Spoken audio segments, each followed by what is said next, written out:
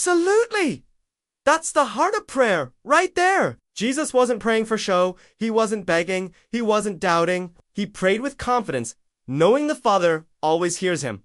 That's the posture we're called to have. When you pray, don't chase after feelings or some dramatic response. Don't treat God like a vending machine, waiting for a sign to prove he's listening. Jesus prayed with faith, not for sensation, but for unity with the Father. Even when you feel nothing, even when heaven seems silent, God is listening. His silence isn't absence. It's trust. It's relationship.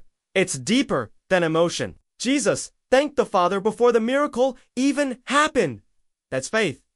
That's trust. That's the model. So when you pray, thank God for hearing you, even if you don't see the answer yet.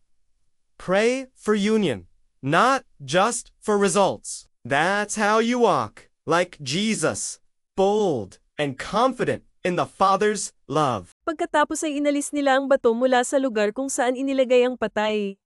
At itinaas ni Jesus ang kanyang mga mata, at sinabi, Ama, nagpapasalamat ako sa iyo na dininig mo ako. At alam ko na lagi mo akong dinidinig. Ngunit dahil sa mga taong nakatayo sa paligid, sinabi ko ito, upang maniwala sila na ikaw ang nagpadala sa akin. Juan 11, talata 41 hanggang 42. Kay JV.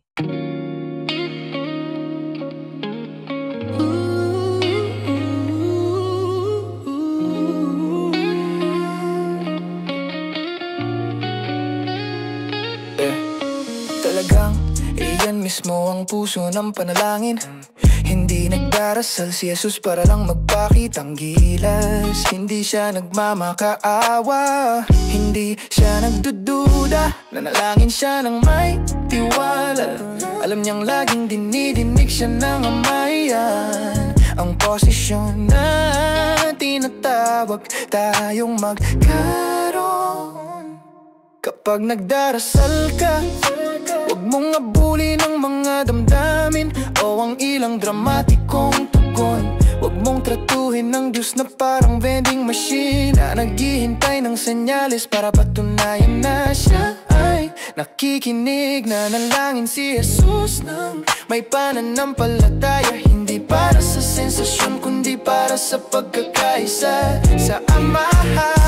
Kahit wala kang nararamdaman, kahit tila tahimik ang langit, nakikinig ang Diyos. Ang kanyang katahimikan ay hindi kawalan. Ito ay tiwala, ito ay relasyon, ito ay mas malalim pa sa emosyon. Nagpasalamat si Jesus sa Ama bago pa man mangyari ang hinhimala. Iyan ang pananampalataya, iyan ang tiwala, iyan ang modelo. Kaya kapag nagdarasal ka, magpasalamat sa Diyos dahil dininig ka niya. Kahit hindi mo pa nakikita ang sagot, manalangin para sa pagkakaisa, hindi lang para sa mga resulta. Ganyan ka maglakad na parang si Jesus, matapang at tiwala sa pagmamahal ng Ama.